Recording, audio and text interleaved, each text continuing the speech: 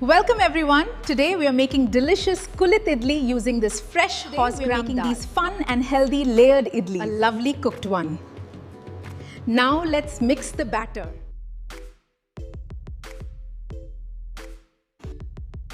Salt to taste. This is a little bit of hing. Mix it up. It will turn very well, friends.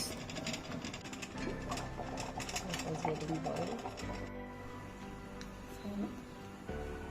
Friends, here this is the Kulith dosa I'm going to idli and dosa I'm going to make. So I have added some spices in this, like turmeric.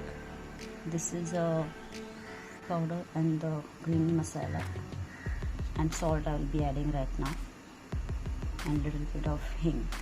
Okay friends, and then I will make the dosa and the idli also. So watch the video till the end, friends.